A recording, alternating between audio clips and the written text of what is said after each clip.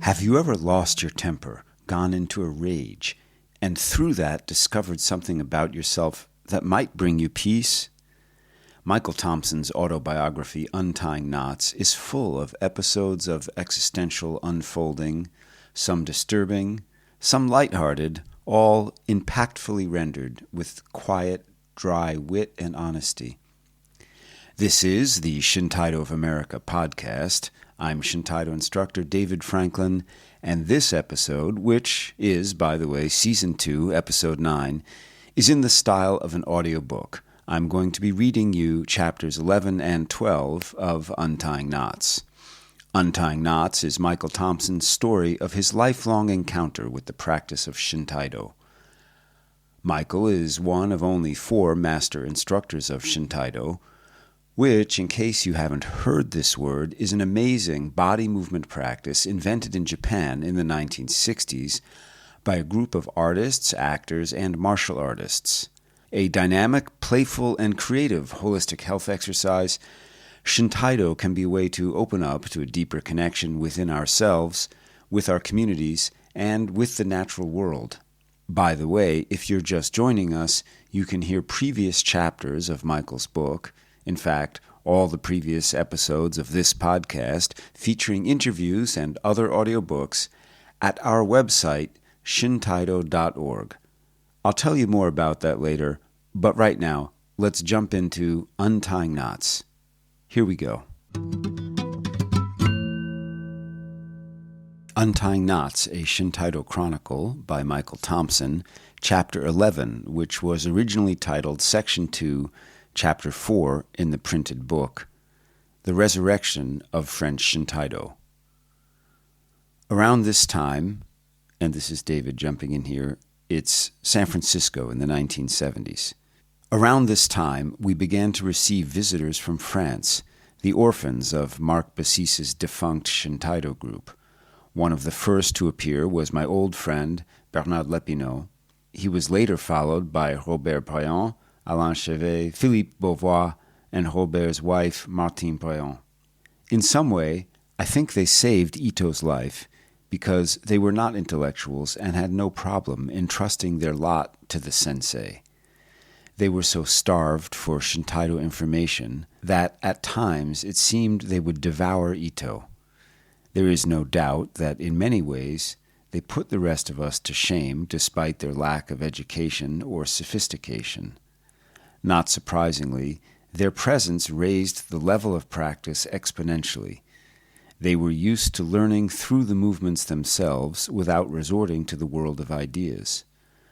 For my part, despite my continuing funk, I was happy to reestablish old ties and re-immerse myself in French culture. Reinvigorated, Ito gave lectures in English, which I translated into French. They sat, writing every word into their notebooks, again in contrast with most of the Americans who, as a rule, had had enough of lectures in school.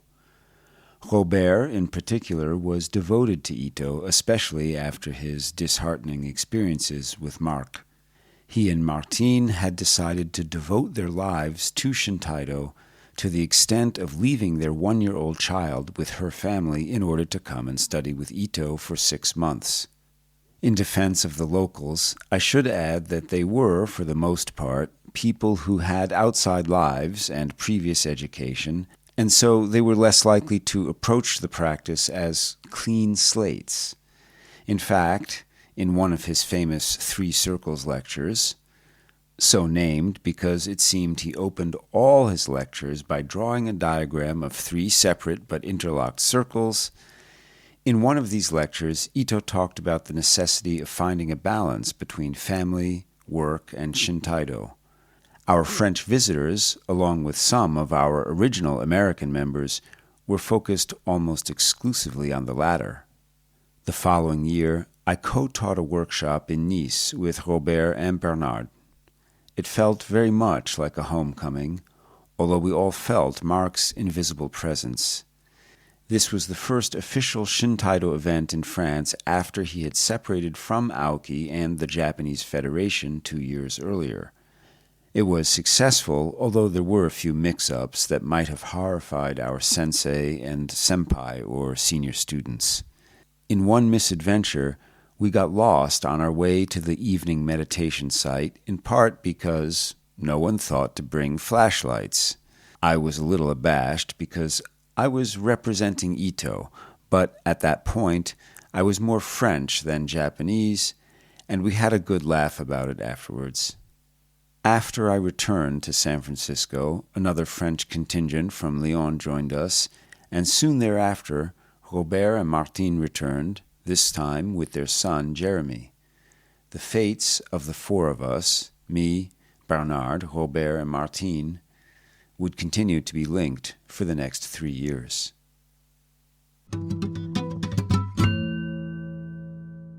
You've just been listening to Chapter 11 of Michael Thompson's Untying Knots, and this is the Shintaido of America podcast. I'm Shintaido instructor David Franklin. We're about to hear Chapter 12, but before we get to that, I have a favor to ask.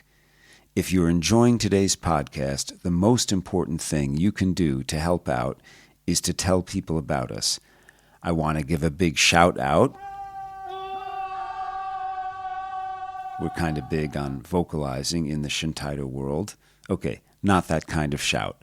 I want to give a big shout out, that is, a big thank you, to those of you who have already shared the podcast on social media, and also to those of you who gave us a good rating on whichever podcasting app you're using. If you haven't done that yet, it really doesn't take long. It would be great if you could just hit the pause button and do that right now. Just share the podcast on social media and give us a good rating on your app, and then hit play again. I'll wait.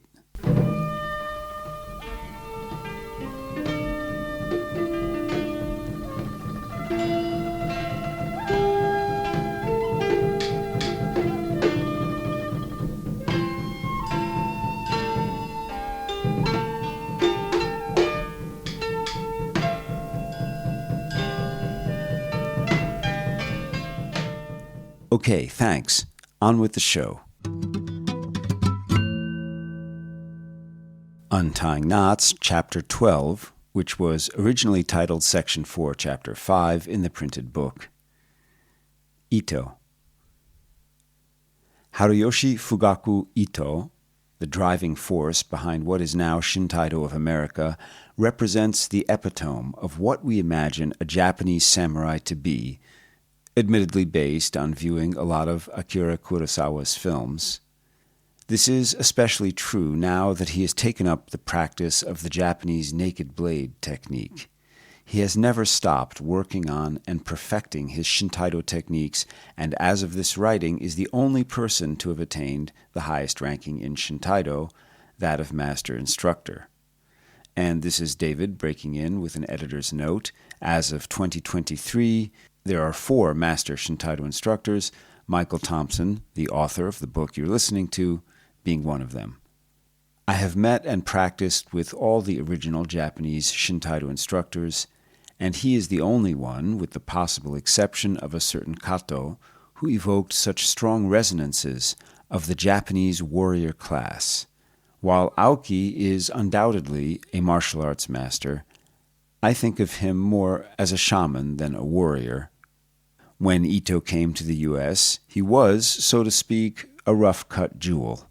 In fact, Aoki once let slip that when his original students came to him, they were just a cut above street thugs, whom he had to educate almost from scratch, not only in the martial arts, but also in literature, art history, philosophy, table manners, etc.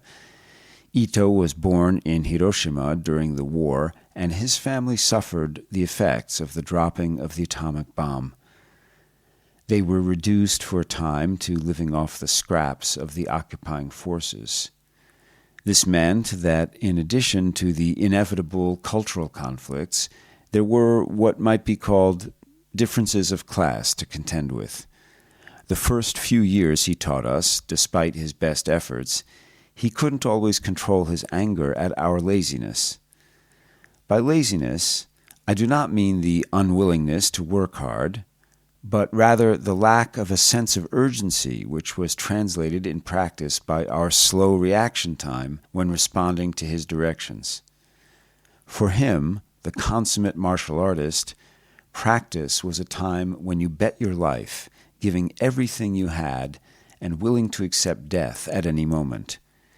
If an exercise involved an attack on him, you were to do so unhesitatingly, even if it meant killing him. As you might imagine, this proved a difficult concept for a laid-back group of post-60s individuals. We were not lacking in a certain kind of passion, but I don't think any of us were comfortable with the notion that violence could be a means to achieving peaceful or spiritual ends, an idea that was at the heart of Shintaido's philosophy, which holds that you have to go through violence or aggression in order to attain real peace.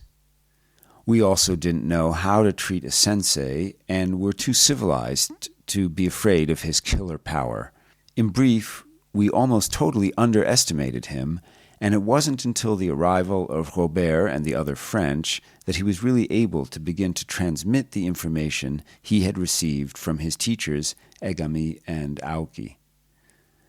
But while he might have been frustrated in the dojo, he was enjoying his newly found freedom, in the Western sense, from the straight-jacketed mores of Japanese society. In particular, he no longer had to subordinate his life to Aoki-sensei's, which sometimes involved going without sleep for long periods in order to organize a workshop or other special event.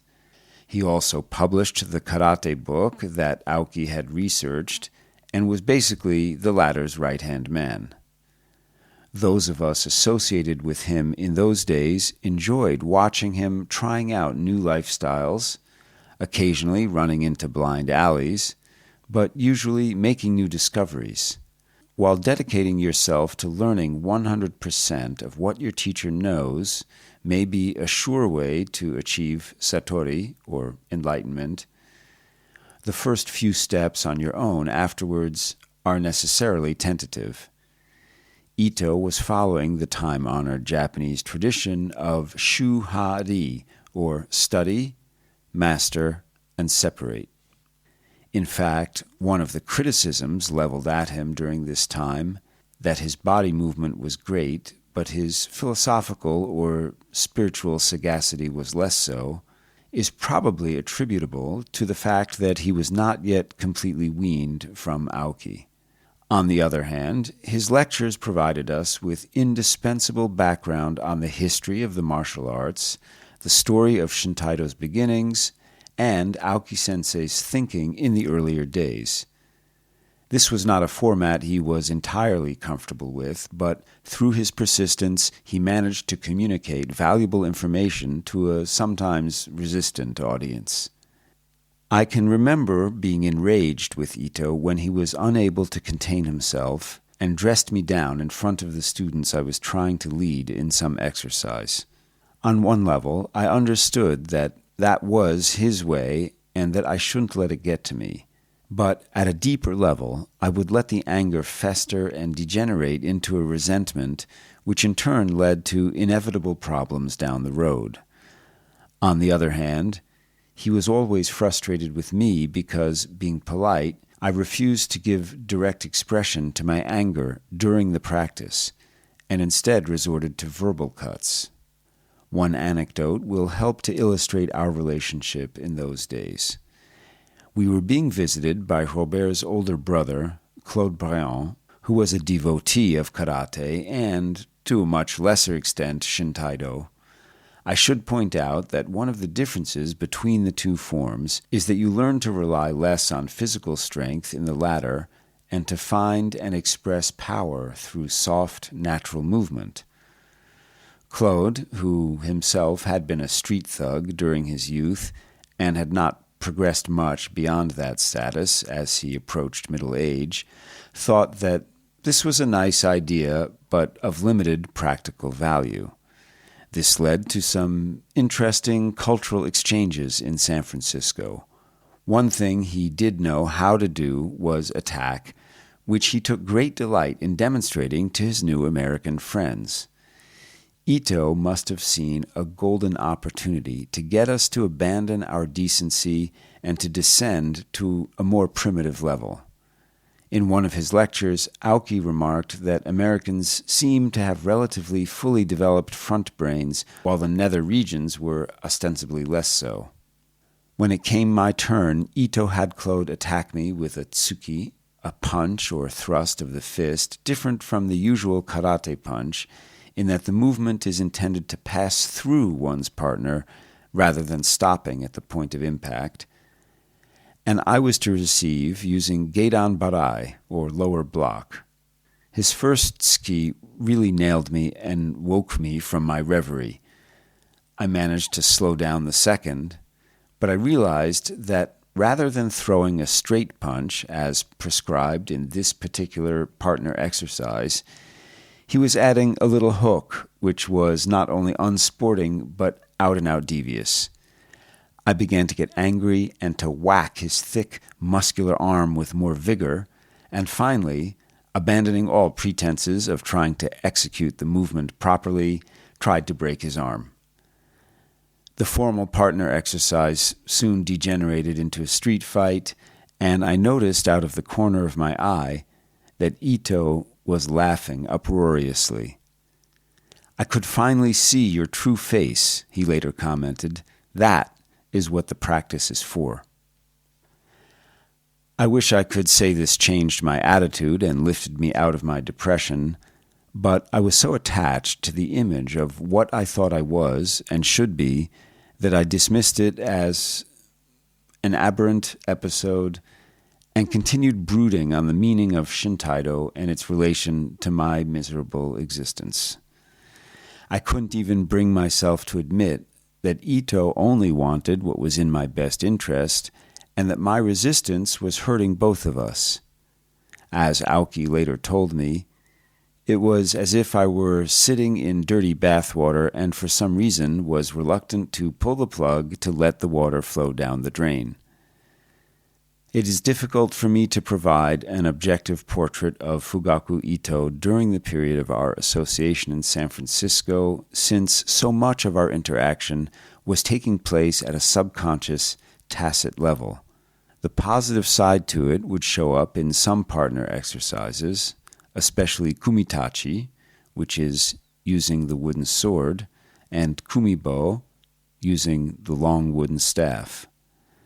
I think that the love and respect we felt for each other during these brief interludes allowed us to avoid suing for divorce during the stormy times over our 20-year association. This is the Shintaido of America podcast. You've just been hearing Chapter 12 of Michael Thompson's book, Untying Knots, and I'm Shintaido instructor David Franklin. We're nearly done, but be sure to listen through to the end of the credits for the cherry. Before the cherry, I'm going to pass the hat around among you who are hearing the sound of my voice and do a bit of busking here on the information superhighway. Shintaido of America is a totally member-supported, non-profit organization, and there are many ways to support our truly micro-budget production of educational materials. And I really mean that. We produce a huge amount of content on volunteer power, but some things just require a few bucks in the bank. One way is to make a one-time donation in any amount, or to become a member of Shintaido of America for $60 per year if you're hearing this in 2023. It would mean a great deal to our hardworking team. You can do that, sign up for our free email newsletter, and also find all kinds of free educational resources at our website, where you can also find all the previous episodes of this podcast, which is www.shintaido.org. That's www.shintaido.org. That's whiskey.Sierra Hotel India November Tango Alpha India Delta Oscar Romeo Golf. Got it? You can also find us on Instagram, on Facebook, and on YouTube by searching for Shintaido of America, and our email address is podcast@shintaido.org. Our episode today was recorded and edited by me, David Franklin, with support from Sarah Baker, Connie Borden, Teresa Soldatova, Jim Sterling, the Joe Zawilski Memorial Fund, and of course, the members of Shintaido of America. Thank you. Okay, here's the cherry. The counselor explained to me that young people with Asperger syndrome benefit from an intensive combination of artistic and physical movement therapies. She couldn't really imagine a more appropriate life for me than a fine art education combined with the Shintaido I was practicing at college. She felt that I had done very well in somehow finding my own way to cope with my autistic problems. That was a quote from an article by artist and Shintaido instructor Charles Burns from Body Dialogue, the Shintaido Journal, issue 13, 2003.